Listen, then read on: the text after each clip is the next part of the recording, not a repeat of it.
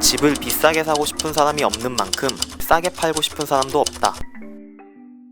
발품도 대신 팔아줘요? 정보통신 환경의 영향으로 이제는 내가 살 집도 인터넷으로 구하는 시대이다. 원하는 시점이나 금액, 그리고 여러가지 조건을 입력하면 딱 내 입맛에 맞는 집이 어디에 얼마나 있는지 엄청난 양의 정보를 얻을 수 있다. 하지만 이 엄청난 양의 정보 중에는 흔히 말하는 낚시용 정보 허위 매물이 있기 마련이다.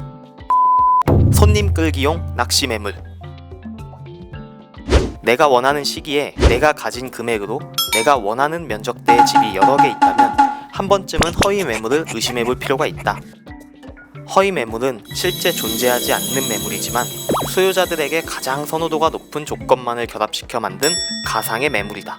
쉽게 설명하면 손님 끌기용 낚시 매물이라는 것이다. 물론 실제 존재하는 경우도 있으나 이미 거래된 예전 매물을 손님을 끌어들이기 위해 내리지 않고 계속 노출하는 경우도 허위 매물이다.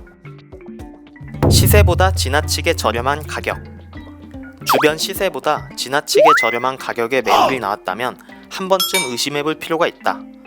집을 사려는 사람이 최대한 저렴하게 사고 싶은 만큼 집을 팔려는 사람도 최대한 높은 가격에 팔고 싶은 것이 지극히 정상적인 현상이다. 물론 급매물의 경우 주변 시세보다 저렴하게 나올 수는 있지만 10% 이상 낮은 가격이라면 이미 팔린 물건이거나 허위 매물일 가능성이 높다. 등록일이 3개월 이상 경과한 매물. 등록 날짜를 확인해보자. 인터넷에 소개된 매물의 경우 위치와 가격, 층수 등의 기본 정보와 함께 최초 등록 일자를 확인할 수 있다. 만약 입지가 좋고 저렴한 가격의 매물이 나왔는데 최초 등록일이 3개월 이상 경과했다면 이는 이미 팔린 매물일 가능성이 높다.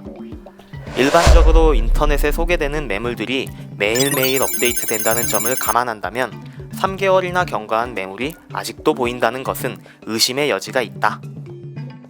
언제 어디서나 간편하게. 과거에는 집을 구하기 위해서 해당 지역의 부동산을 찾아가 직접 물건을 봐야 하는 과정이 필요했다. 하지만 인터넷이라는 새로운 환경이 나타나면서 기간과 장소에 구애받지 않고 집에서 클릭 몇 번만으로 여러 개의 물건을 볼 수 있게 되었다. 소비자는 이 중 마음에 드는 몇 개만을 직접 가서 보면 될 정도로 선택의 폭이 넓어진 것이다. 변하지 않는 게 있다. 매물을 고를 수 있는 방법이 다양화되어도 변하지 않는 것이 있다. 내 조건에 적합한 매물을 쉽게 구할 수는 없다는 것이다.